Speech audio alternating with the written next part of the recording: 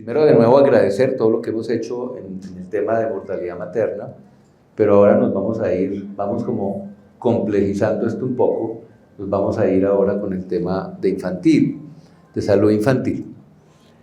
Bien. Siguiente. Siguiente. Como hay taller, la idea es que el plan de choque, la idea no es, yo les quiero confesar aquí, y los técnicos de los equipos se pelean un poco conmigo, porque estamos acostumbradas y acostumbrados a manejar un lenguaje bastante genérico. Tenemos una terminología que dominamos, que cualquiera de ustedes que pasara aquí probablemente lo presenta de manera muy ágil, eficiente, y eso está bien. Sin embargo, a veces ese lenguaje nos acostumbra, y como somos entidades rectoras, fundamentalmente las secretarías y el ministerio, pues nos hemos convertido en unos rectores que a veces, hay rectores de colegio que el que se porta mal sale, pues esa metodología hay que cambiarla, pero es una rectoría más activa, para ponerlo en términos. Pero nosotros consideramos que la rectoría del ministerio, de las mismas secretarías, sobre todo en las secretarías por temas de recursos, porque lo único que ha habido es un debilitamiento del financiamiento de las secretarías de salud, es una rectoría que no tiene dientes, o que cuando tiene dientes no puede morder, y un poco le viene pasando también a la súper. El súper viene diciendo en todas partes, dientes sí hay, pero hay muchas dificultades para morder efectivamente. Entonces, ¿por qué esta parte? Porque cuando uno va a presentar plan de choque, vuelven a aparecer las actividades regulares, IEPI.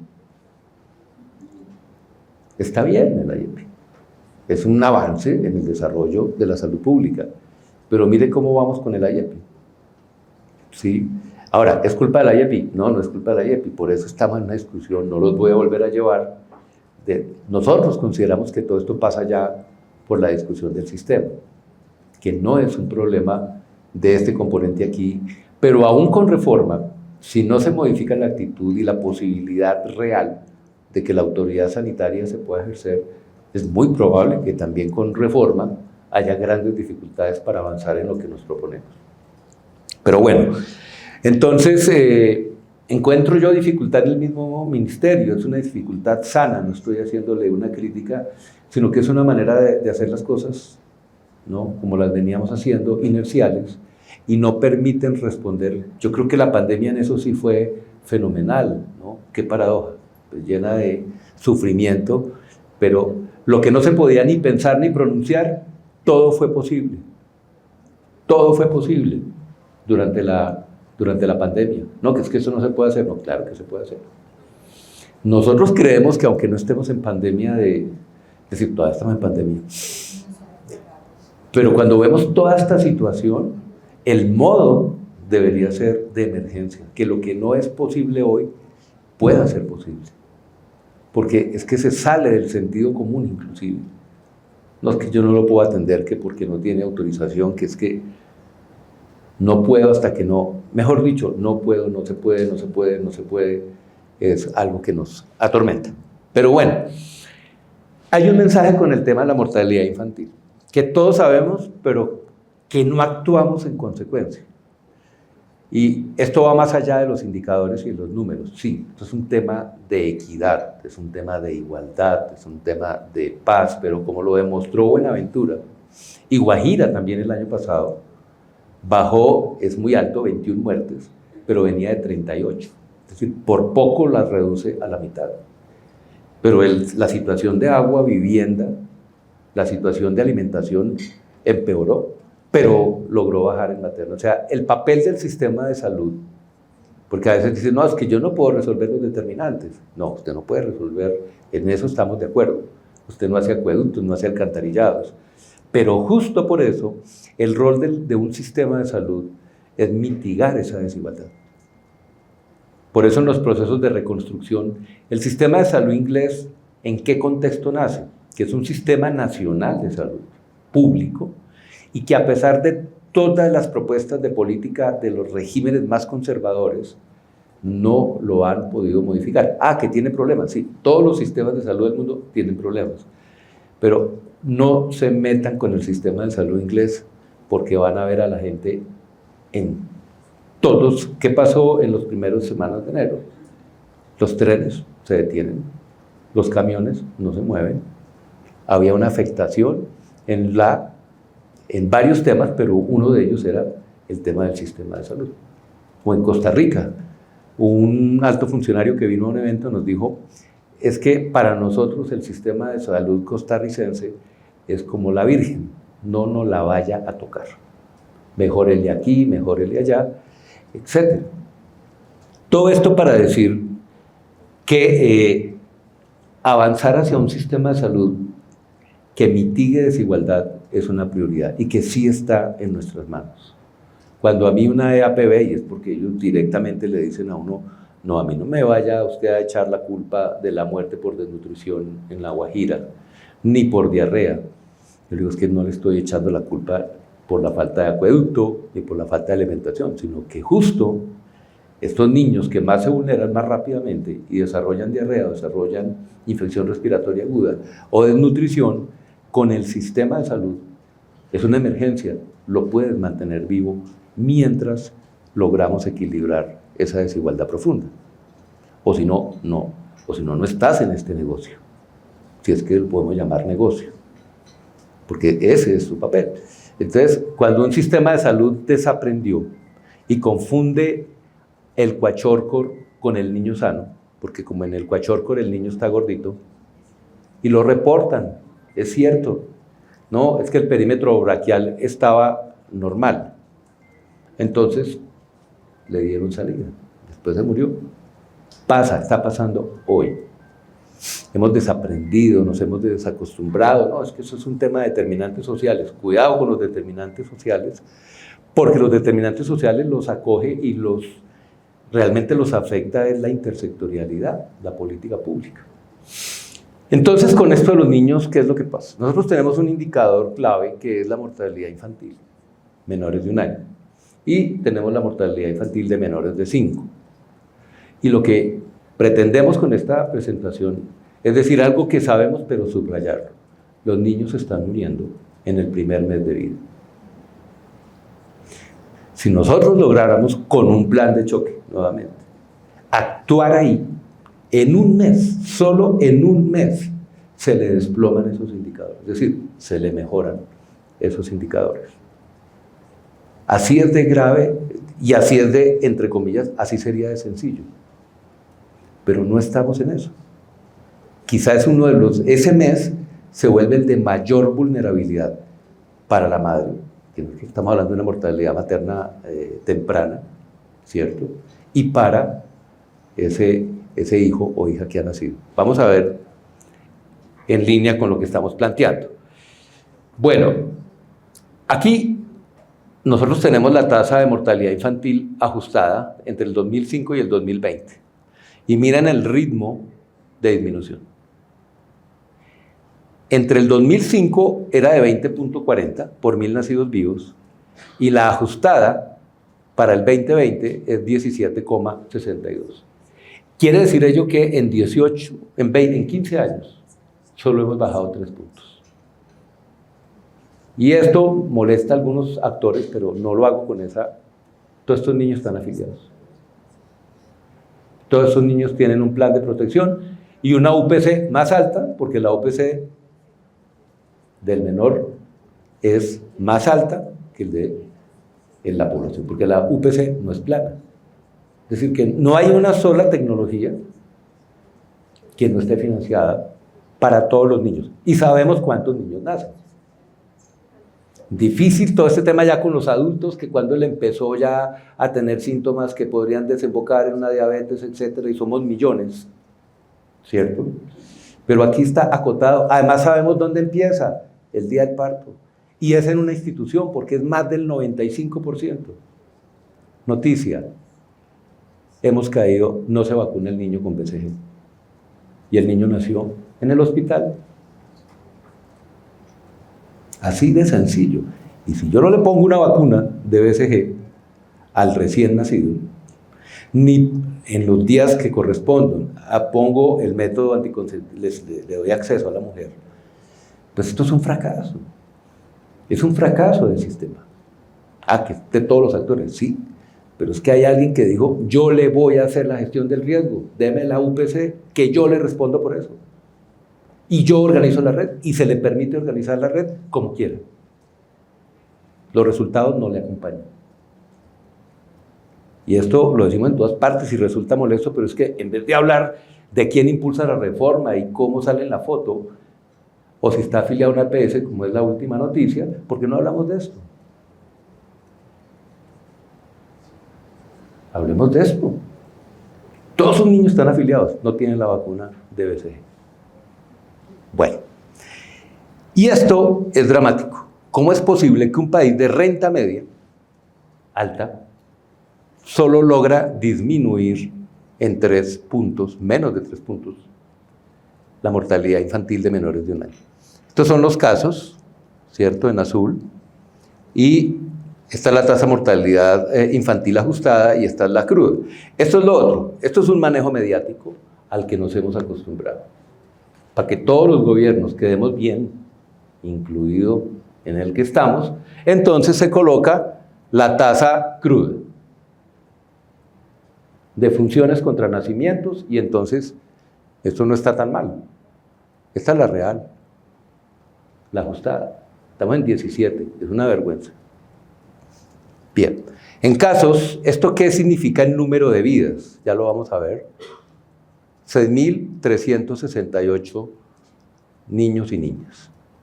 Guardemos el dato. Esto es en OCDE, Chile, 5.6, Colombia, 16.8 en el año 2020. O sea, el 300% por encima. Ahora veamos esto, la tasa de mortalidad infantil ajustada y la cruda por departamentos. Y encontramos claramente que pues, estos departamentos, Guajira, Chocó, Bichada, Guainía, Vaupés, presentan los colores más oscuros, ¿sí?, la Amazonía, y luego los colores verdes. Sin embargo, este mapa, y es para el equipo, queda de tarea, hay que hacerle un zoom a estos verdes. Eso es lo que nos decía la doctora Clara, estamos acostumbrados a las homogenizaciones. Usted entra a cualquier departamento de estos, se lo aseguro, y encuentra y le salta este color rojo por dentro de cada departamento. Bueno, y aquí la infantil cruda. Aquí pareciera no haber mayor diferencia. En la cruda aparecen otros departamentos con indicadores, digamos, preocupantes. Y aquí vemos los casos de mortalidad infantil, la tasa y los casos en azul, ¿cierto? Tenemos tasas altas, Atlántico, Bogotá, también Antioquia, Cundinamarca, aquí estamos en Magdalena, y la tasa es más baja por denominadores, pero este es un cambio de lenguaje. Vamos a ser rigurosos, vamos a comparar porcentajes, razones, porque eso es lo que ordena la epidemiología global, pero como son seres humanos, siempre tenemos que dar cuenta de los números de casos. Porque la tasa y la razón contra denominadores que tienen, contra numeradores que son muy variables, nos ocultan realidades. Y ya les dije, ¿por qué en Bogotá está tan alto? Es que aquí hay 8 millones de habitantes, casi 9. Uno diría así como, si no hace un análisis detallado, dice, pues sí, no, eso no es una explicación. No es una explicación. Chile es más pequeño que Colombia, pero Santiago de Chile tiene una equivalencia con Bogotá. Y vayan y miren la mortalidad infantil de Santiago.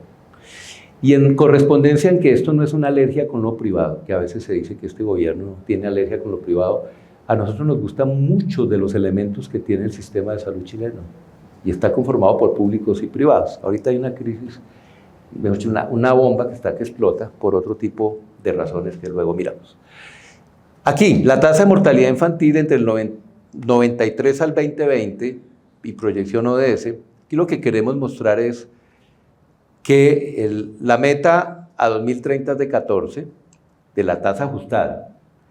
Pero esta proyección, una serie de análisis predictivo, nos permitiría pensar que en el arco de este gobierno pudiéramos lograr la meta de ODS.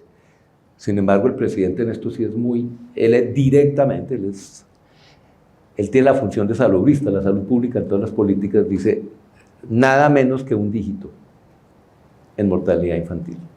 No está ni siquiera en los cálculos de ODS. Vamos a ver, pero no de tasa bruta, porque esa ya casi ya se logró, sino de tasa ajustada.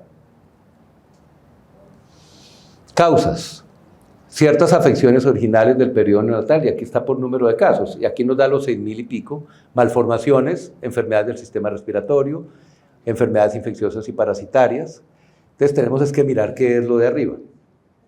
Y aquí está. Causas de mortalidad infantil por afecciones en el periodo perinatal, trastornos respiratorios y cardiovasculares específicos del periodo perinatal, 1.580, infecciones específicas, 734. Y feto y recién nacido afectados por factores maternos y por complicaciones del embarazo, del trabajo de parto. Esto nos conecta de manera directa con el manejo de la mujer gestante y la reducción de la morbilidad materna extrema y el manejo del parto. Esto todo es importante, pero fíjense que todo se concentra aquí. Si sumamos esto me da 2,000 y pico, casi 3,000 entre estas dos, y infecciones, atención del embarazo y trastornos respiratorios y cardiovasculares. Esto es oferta, oportunidad y calidad de la atención. Causas de mortalidad infantil por malformaciones congénitas. Esto en principio sería más complicado, pero hablemos de eso. Tenemos 926, es decir, si yo sumo estas y estas tres, tengo casi ya, para que el equipo lo sume, el 80% de la mortalidad infantil, digamos, específica. Entonces, si son 6.300 menores de un año que mueren, casi que el 60-70% está aquí. ¿Esto qué es? En nuestro sistema está contemplado que todas las mujeres puedan tener asesoría preconcepcional. ¿En qué porcentaje estamos? No se hace. Bueno, ya se embarazó. Entonces nos vamos a control prenatal. Al no haber el control prenatal, que lo hemos dicho en todas partes, y esta vez me quitó la diapositiva usted el número de controles que no se hacen, etcétera, no hay que quitarla, doctor Germán, empezamos a perder capacidad preventiva y predictiva en relación con el efecto de la malformación congénita. Para que las mujeres, en uso de sus derechos, tomen decisiones, pero no se enteran. Algunas se enteran y deciden seguir adelante, perfecto, pero muchas no se enteran, o algunas se enteran y no saben qué hacer y no tienen la garantía del acceso a servicios de interrupción voluntaria, si es que esa es la opción. Nadie está diciendo que esa tiene que ser la opción. Y aquí se concentra una explicación que tiene que ver con, repito, oportunidad, pertinencia y calidad. ¿Qué tenemos aquí? Por logro educativo de la madre, el menor logro educativo nos da una tasa del 34.6. Este es por 10,000 nacidos vivos. Esta es para menores de 5 años, ¿cierto? Doctor Germán. Y para mayor logro educativo de 12.9.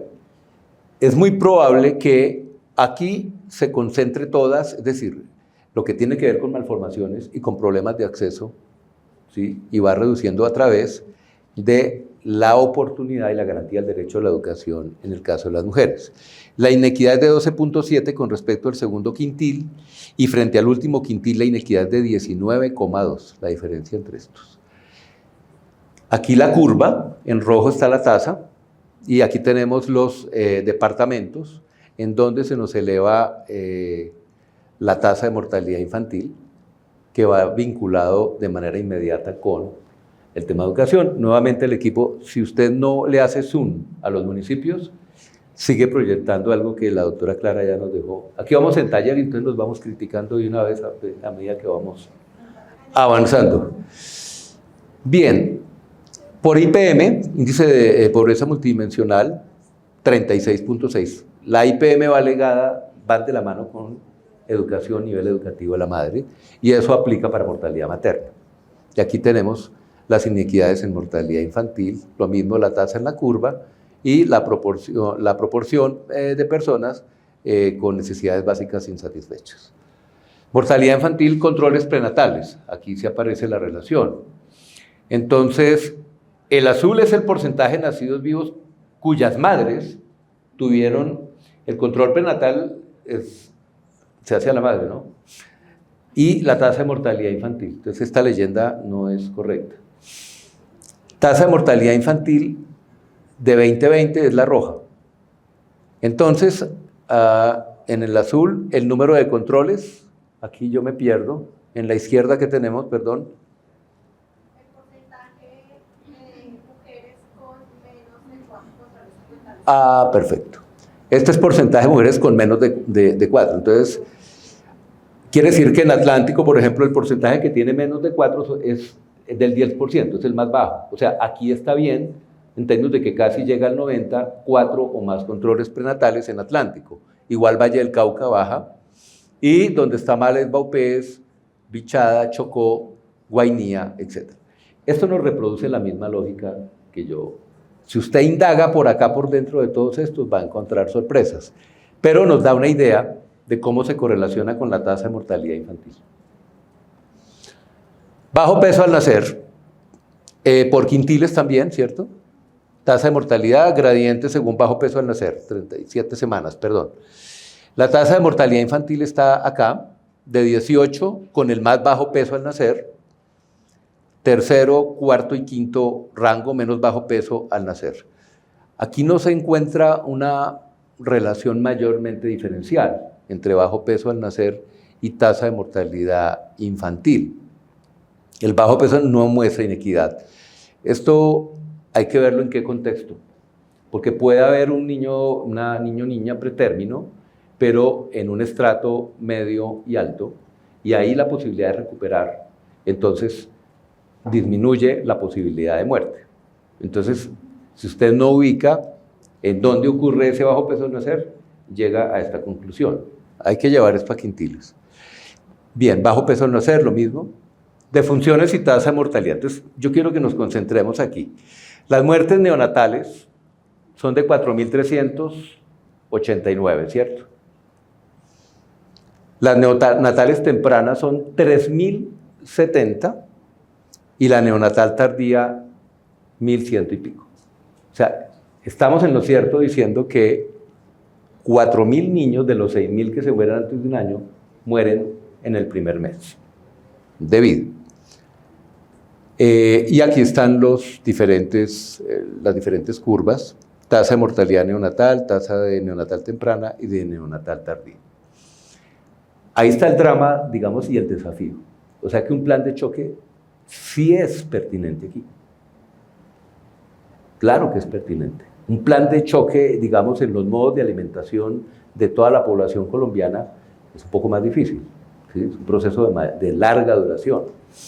Este es un proceso que si se toma una decisión y tenemos los medios, usted puede, en una sola cohorte, disminuir esto. Variables de interés. De esos 4.389 casos de la neonatal, la tasa en niños es de 7.8, en niñas de 6.39. En cabecera municipal, ojo con esto, vuelve y sucede lo mismo que en materna, mortalidad materna. 3.182, es decir, casi 8 por 4, casi el 90 de esto, sucede en cabecera municipal. En centro poblados 47 y en rural disperso 917. Aquí está esa desigualdad y aquí está el régimen de afiliación. Cuando vemos la proporción de mortalidad neonatal, neonatal temprana y neonatal tardía, con respecto a la infantil de menores de un año, se confirma lo que estamos diciendo. Aquí tenemos entonces lo que les estaba planteando, el número de muertes neonatales, 4.000 y pico, las tempranas 3.000, los 1.000 y pico de acá, y el porcentaje de muertes neonatales es del 65%. Lo mismo que ya estábamos planteando ahorita.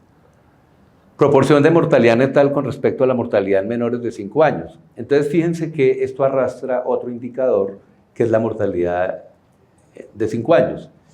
Ya después de que usted pasa el primer año de vida, cae brutalmente la mortalidad infantil.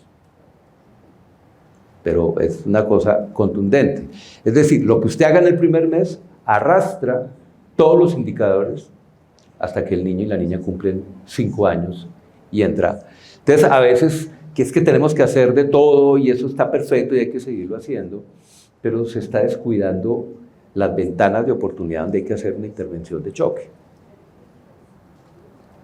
Casos y razón de mortalidad perinatal y neonatal tardía. Yo creo que no los voy a agotar ya con esto. ¿Y cómo vamos en el 2000? Aquí haciendo, digamos, el seguimiento del plan de choque de la mortalidad materna a semana 37 del año anterior, encontramos que el promedio de casos por semana antes del plan era de 165 niños. Después del plan es de 146,8. Esto todavía es un poco una conclusión para terminar de fundamentar, pero vamos a hacerle seguimiento, porque lo que dijimos al comienzo, actuar cuidando y protegiendo a las mujeres tiene un impacto inmediato en lo que va a suceder con los niños y niñas. Acá tenemos 22 provisional, 23 provisional a semana 14. Miren esto es muy interesante. En todo caso, en números, no, pero no tengo el número acumulado. A las 14 semanas, ¿tienes ahí el dato? No, lo pueden sumar, entonces no digo nada. Sí, aquí está, esto es 2022, 1947 defunciones, pero estas son de allá o de acá, perdónenme que... A semana 14 hay una reducción del 14%, 2.265 en el mismo periodo en el 2022 y 1.947 en el 2023. Aquí está. Hay una provisional reducción del 14% de casos en estas primeras 14 semanas. Eso es bien importante que lo sigamos documentando. Variables de interés de mortalidad perinatal y neonatal tardía, lo que ya ha pasado este año, de esos 1.947 niños y niñas. 1.421 en cabecera municipal, 191 en centro poblado y 335 en rural disperso. Esto es bastante alto, ¿sí? Porque son mucho menores los niños que nacen en zonas rurales dispersas, pero esto es lo que ya dijimos para no aburrirlos. Bueno, ¿por dónde vamos avanzando en ese plan de acción? Pero será el taller el que termine de definirlo. 1. Cuidado y atención en salud del recién nacido. Fortalecimiento de redes familiares, sociales y comunitarias para el cuidado de salud de niños y niñas. Acceso efectivo a las atenciones individuales para promoción y mantenimiento de la salud, como continua la atención materno-perinatal. Fortalecimiento de la gobernanza y atención en salud a condiciones de mayor riesgo en primera infancia.